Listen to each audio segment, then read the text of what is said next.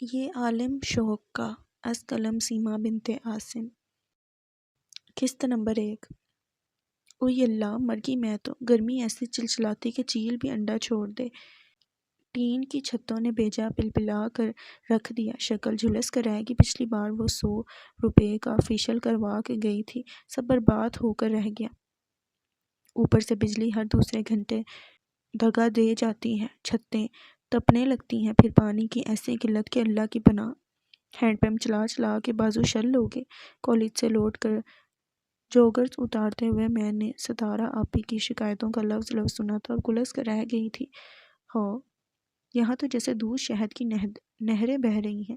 ابھی دن ہی کتنے گزرے تھے جب وہ اسی پانی کی قلت، گرمی کی شدت اور بجلی کی تنگی جیسے ہزار رونے رو کر خدا جھوٹ نہ بلوائے 15 دن شہزادیوں کی اسی آن بان کے ساتھ رہ کر صداری تھی۔ ایک ہاتھ میں دانیال اور دوسرے ہاتھ میں جہازی سائز بیگ سنبھالے اعجاز بھائی بھی ستارہ آپی کے پیچھے چلتے ہوئے خاصے شاداب و فراں نظر آئے تھے۔ ارادہ تو تب بھی ستارہ آپی کا طویل قیام کا ہی تھا، مگر سننے میں آیا کہ ان کی بڑی جیٹھانی سولت بھابی نے 24 انچ کا کلر ٹی وی خرید لیا ہے اور ستارہ آپا کا تو جیسے چین و قرار ہی لٹ کر رہ گیا۔ میرے یہاں آتے ہی ٹی وی خرید لیا۔ مہینے کا آخر چل رہا تھا، سولت بھابی تو تنخواہ کے انتظار میں ایک ایک دن گن کر کاٹ رہی تھی۔ اب اتنی بڑی رقم کہاں سے ہاتھ لگ گئی؟ کل تک تو یہ کہتی پھرتی تھی کہ بیٹی کے سسرال والے شادی کی تاریخ مانگ رہے ہیں، راتوں کی نیندیں اڑی ہوئی ہیں کہ 1,00,000 1,50,000 کا خرچ کیوں کر ہوگا۔ اب یہ پیسے کہاں سے آئے؟ قسطوں پر لیا ہوگا ٹی وی، پھر ان کی ضمانت بھی کون دے گا؟ ممکن ہے آپا بڑے بھیا کو بونس ملا ہو۔ میں نے بھی ان کی بے چینی سے چٹخارا لیا تھا۔ اے لو، بونس کا خاک ملنا ہے۔ یہ جو چھپ چھپ کر کمیٹیاں ڈالی جاتی ہیں، سب ان ہی کا کمال ہے۔ ستارہ آپا گھنٹوں جلے پیر کی بلی بنی پھرتی رہیں اور کسی طور قرار نہ پایا تو بوڑیاں بستر لپیٹ کر بھاگتی نظر آئی تھیں۔ بمشکل میں نے سکھ کی سانس لی تھی اور ابھی یہ سانس راستے میں ہی تھی کہ ایک بار پھر ستارہ آپا کا نزول ہو چکا تھا۔ امی کا خیال تھا اور درست تھا کہ ستارہ آپا 100% اپنے ددیال پر پڑی ہیں۔ سو جب تایا تائی نے اعجاز بھائی کے رشتے کے لیے سوال ڈالا تو یہ رشتہ بلا تردد قبول کر لیا گیا۔ ستارہ آپا میں تمام خاندانی خصوصیات بندرجہ اتم موجود تھیں، جبکہ اعجاز بھائی شریف النسب آدمی تھے اور یہی نکتہ ہم سب کے حق میں جاتا تھا۔ مزے کی بات یہ کہ زمانے بھر کے نکتہ چین ستارہ آپا راضی ہوگی، پھر شادیانے بجنے سے کون روک سکتا تھا؟ البتہ سسرال کی بابت ان کے یہ دکھڑے نئے نہ تھے اور ان کی ناشکری اللہ جانے کیا دیکھ کے بیاہ دیا مجھے اس کابک نما گھر میں، جیسے 2 روٹیاں بھاری ہی تو پڑ رہی تھیں میری 220 گز کے گھر میں، کھولیاں ہی کھولیاں ہیں، پھر ایک دوسرے کی شکلوں سے بیزار، سب کی اپنی اپنی ڈفلی، اپنا اپنا راگ لے کر جھونک دیا مرغیوں کے ڈربے میں، جیسے کوئی بوجھ تھی یا رشتوں کا کال پڑا تھا۔ یہ ان کی ناشکری ہی تھی۔ میری خود کلامی میں تحیر تمسخر امڈ آیا۔ ہو آسمان سے ٹپکے اور ضمیر سے ابلے پڑ رہے تھے ایک سے ایک نادر و نایاب رشتے۔ کس کافر کی مجال تھی جو ستارہ آپا سے کہتا کہ اگر ان کی ظاہری رنگ و روپ کی بدولت کوئی عقل کا اندھا شادی پر تل ہی جاتا تو خود ستارہ آپا کی حل و نہار ایسے کب تھے کہ کسی بھلے آدمی کے گھر ان کا گزارا ہو جاتا۔ جانے کون سی گھڑی کی نیکی کا آئی جو اعجاز بھائی جیسے شریف النسب سے واسطہ پڑ گیا، جن کا توکل اللہ رے، جو مل گیا گزارا کر لیا، نہ شکوہ نہ شکایت۔ میں ایک ٹھنڈی سانس بھر کر چینج کرنے کے لیے اٹھ گئی۔ واپسی پر کچن میں جھانکا جہاں امی شربت گھول رہی تھیں۔ میں نے شاکی نظروں سے انہیں دیکھا، مگر وہ رخ موڑ کر زور و شور سے جگ میں چمچ ہلانے لگی۔ میرے سر پر امتحان کا ہوا سوار تھا اور ایسے میں ستارہ آپا کے شوہر و بچوں سمیت آمد کا مطلب تھا سکون و اطمینان سمیت گھر کی ہر شے کی بربادی۔ اللہ بھلا کرے ستارہ آپا کا، جن کے دم سے ہمہ وقت میکا آباد ہی رہتا تھا۔ ریاض اور دانیال ستارہ آپا کے سپوتر تھے۔ وہ جب بھی آتے ایک نئی کہانی ساتھ لاتے۔ آنی، آپ کو پتہ ہے ہماری بلی نے نا بچے دیے ہیں۔ اچھا، کالے ہیں یا گورے؟ میں نے ہنسی روک کر پوچھا۔ دانیال سوچ میں پڑ گیا جبکہ ریاض کا منہ لٹک گیا۔ کالے ہیں؟ اوہو، پھر تو ان کا میک اپ کرنا پڑے گا۔ اظہر بھی یہی کہہ رہا تھا۔ کمال معصومیت سے اشارہ ہوا۔ اظہر، اچھا وہ تمہارے تایا کا بیٹا؟ نہیں، تائی کا۔ ریاض نے فی الفور سے تصحیح کی مگر دانیال کی سوئی وہیں اٹکی تھی۔ پھر میں ماما کا میک اپ یوز کر لوں گا، اور بات ہو خرچے کی تو آپا کا پارا آسمان کو جا پہنچا۔ کمبختو، نامرادو، کبھی اپنے باپ سے بھی کچھ کہہ سن لیا کرو، بات کوئی بھی ہو۔ تان آ کر بیچارے اعجاز بھائی پر ہی ٹوٹتی۔ اگرچہ یہ ان کا سٹائل تھا مگر اس بار مجھے برا لگا۔ آپا، آپ نے 12 جماعتیں پڑھ کر تو اسکول اور کالج کو بدنام ہی کیا، اور پیسوں کا ضیاع ہوا سو الگ۔ بیا ٹھیک کہتی ہیں ستارہ، بچوں سے ذرا منہ سنبھال کر بات کیا کرو۔ اور اعجاز بیچارہ تو، ان کی عقل میں کوئی کام کی بات گھسیٹنا بھی کار دشوار تھا۔ امی کی دو ہی جملے غضب ڈھا کے آپا سچ مچ ٹسویں بہانے بیٹھ گئی۔ جس کو دیکھو ان ہی کی سائیڈ لینے بیٹھ جاتا ہے،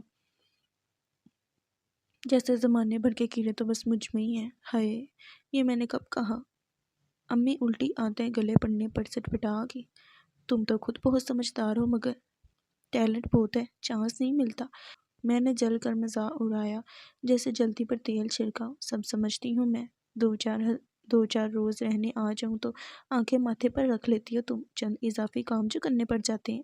یوں تو نہ کہو ستارہ، بیا بیچاری آگے پیچھے تو پھرتی ہے تمہارے۔ اب اچھی بری بات بڑے نہ سمجھائیں تو کون سمجھائے گا؟ امی نے انہیں ٹھنڈا کرنا چاہا مگر بات بگڑ چکی تھی۔ 2 گھڑی آ جاتی ہوں اپنے رنج مٹانے تو سب کو بھاری پڑ جاتا ہے، اس لیے تو کہا گیا ہے کہ دکھاوے پہ نہ جاؤ، اپنی عقل لگاؤ۔ میرا دل جل کر خاک ہو گیا اور ان کے آنسوؤں میں شدت آ گئی۔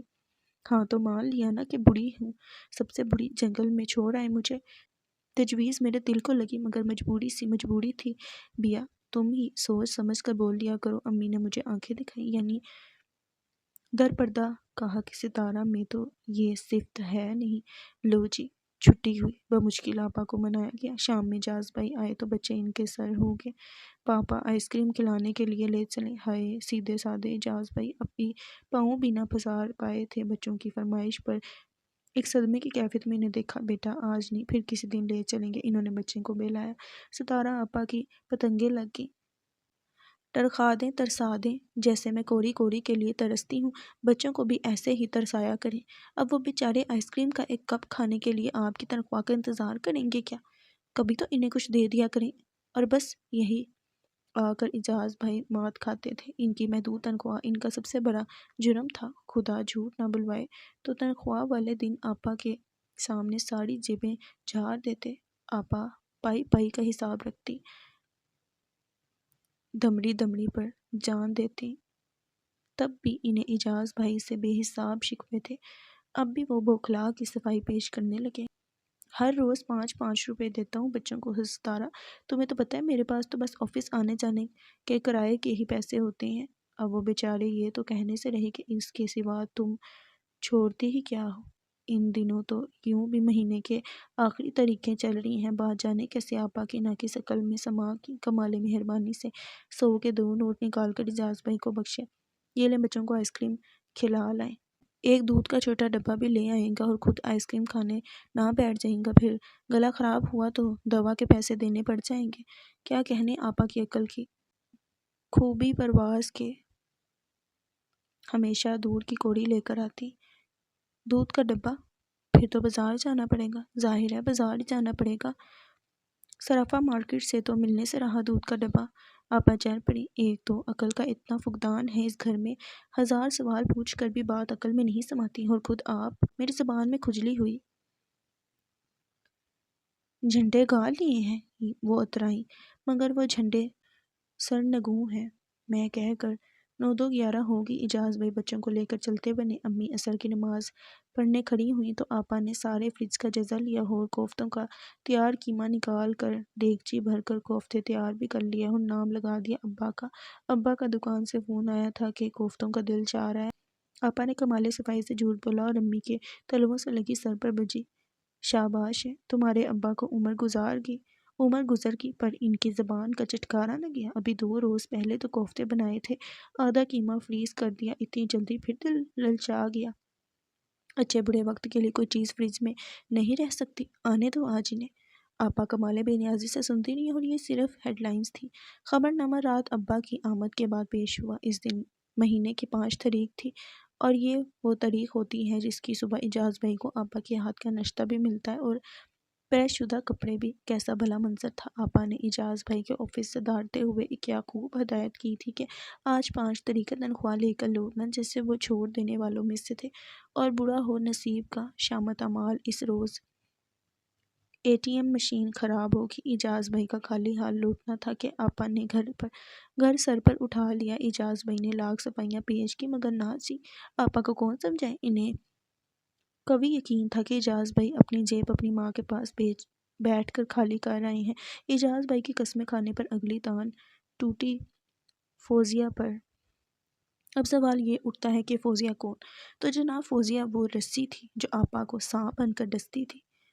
اجاز بھائی کی دور پار کی کزن اور اخبارات میں ضرورت رشتہ کے اشتہارات کی مانند کروڑوں کی جائیداد کی اکلوتی وارث۔ سنا تھا کسی زمانے میں اجاز بھائی کی شرافت و خوش شکلی پر فوزیہ بی بی 100 جان سے فدا ہو گئی تھی، مگر اس کا کیا کیا جائے کہ مقدر تو اجاز بھائی کا آپا کے ساتھ پھوٹنا تھا، سو پھوٹ کے رہا۔ اجاز بھائی تو یوں بھی توکل والے آدمی تھے، جو مل گیا اسی میں خوش تھے۔ گرچہ تایا جی کے گھر میں کروڑوں کی جائیداد، اوپر چند ایک کی رال بھی ٹپکی، مگر تائی جی کو اپنے یہ کردار کی ڈھیلی بھاری بھرکم پختہ عمر بھتیجی ایک آنکھ نہ بھاتی تھی۔ مرحلہ اجاز بھائی کی شادی کا آیا تو تائی جی کی منتخب کردہ لڑکیوں میں سے اجاز بھائی نے آپا کو چنا تھا۔ شامت اعمال اسی کو کہتے ہیں، سو وہ صابر و شاکر ہی رہتے، آپا کے مزاج کو جھیل کر بھی یوں مسکراتے رہتے جیسے دنیا کی کوئی رنج و غم سے کوئی واسطہ ہی نہ ہو۔ ہر حال میں خوش رہنے کے فن سے واقف تھے، پھر دل سے مجبور تھے، مگر آپا کو ہمیشہ ان کی بابت دھڑکے ہی ستاتے رہتے۔ روپے 2 روپے کی اونچ نیچ ہو جائے، اجاز بھائی کے گھر لوٹنے میں دیر سویر ہو جائے، کریا فال فوزیہ کے نام ہی نکلتا۔ اسی شک کے باعث آپا کئی بار اجاز بھائی کی جیبوں کی تلاشی لے کر بھی نہ سیدھی ہو پاتی، اور ایک بددعا تواتر سے فوزیہ کے نام سے منسوب تھی۔ اللہ نے چاہا تو ڈیش کی موت مرے گی۔ اجاز بھائی بیچارے لاحولہ ہی پڑھتے رہ جاتے، اب بھی گھبرا کر رہ گئے تھے۔ شام ڈھلے، ابا کے لوٹنے پر مقدمہ ان کی عدالت میں پیش ہوا۔ آپا کے بہنوں واویلوں کا بازار جب تک گرم رہا، جب تک ابا نے کلز خود اجاز بھائی کے ساتھ جا کر اس معاملے کی جانچ پڑتال کی تشفی نہ تھمائی، اور کل صبح تک تنخواہ آپا کے ہاتھ میں دینے کا وعدہ نہ کر لیا۔ اسی روز فوزیہ کی بابت کچے چٹھے ابا کے سامنے بھی کھلے۔ اجاز بھائی کی ساری صفائیاں غارت گئیں۔ آپا کی شعلہ بیانی کو ہوا مل گئی تھی، اور پھر اجاز بھائی نظریں جھکائے غالباً ضمیر پھٹنے کی دعا ہی مانگتے نظر آئے۔ اجاز بھائی شام سے پہلے تنخواہ لے کر ہی لوٹے۔ تنخواہ ہاتھ میں لیتے ہی آپا کے نئے رونے جاری ہو گئے۔ اس تنخواہ کو میں اوڑھوں یا بچھاؤں؟ وہ ہمہ وقت یوں ہی اٹھ آنسو روتی نظر آتی۔ اس پر ان کی حریص فطرت۔ بڑے بھائی نے اپنی بیوی کو کیسا بھاری سیٹ بنوا کر دیا ہے، میری چوڑیاں وزن میں ہلکی ہیں، 1000 بار بتایا، مگر تم سنتے کب ہو؟ اب آپا سے کون کہتا کہ اجاز بھائی وقت سنتے ہی تو ہیں، گویائی تو گویا مستعار دے رکھی ہے۔ چھوٹی بھابھی نے عید پر 2500 کا جوڑا بنوایا تھا۔ چھوٹے بھائی کیسے دن رات محنت کرتے ہیں، 2 ڈیوٹیاں بھگتاتے ہیں، اور تم ہو کہ آفس جا کر یوں کمال کرتے ہو جیسے بڑا تیر مارا، تب بھی کچھ حاصل نہیں ہوتا۔ ستارہ، جو ملتا ہے تمہارے ہاتھ میں ہے، مزید کہاں سے لاؤں؟ وہ منمنائے۔ بس رہنے دو، جیسے مجھے پتہ ہی نہیں ہے۔ سال میں 2 بونس ملتے ہیں، تو ایک کو ہوا دکھا کے دوسرا دبا جاتے ہو، مگر کہہ دیتی ہوں اس بار گرمیوں میں اگر بڑے بھائی اپنی فیملی کو مری لے گے تو تمہیں ہم کو بھی لے جانا ہوگا۔ اجاز بھائی بیچارے سر پٹا کر کچی پکی تاویلیں پیش کرنے لگے، وہ تاویلیں جن کی اصلیت سے سوئے اتفاق میری شناسائی ہو گئی تھی جب ایک روز کپڑے دھوتے ہوئے اجاز بھائی کی چیک بک میرے ہاتھ لگ گئی اور وہ گھبرا اٹھے تھے۔ بیٹا پلیز دیکھو، ستارہ کو نہ بتانا، چھوٹے چھوٹے بچوں کا ساتھ ہے، اچھا برا وقت پڑ ہی جاتا ہے، ستارہ کو اتنا ستارہ کو اتنی بڑی رقم کی بھنک بھی پڑ تو تم تو اسے جانتی ہی ہو نا، جیسے مجھے معلوم ہی نہ تھا میرے تایا جی کے گھر کا بچہ بچہ گانٹ کا پورا تھا، مگر ان کے تمام عذر بجا ہی تھے، یوں بھی ادھر کی ادھر لگانا میرا چلن نہیں تھا۔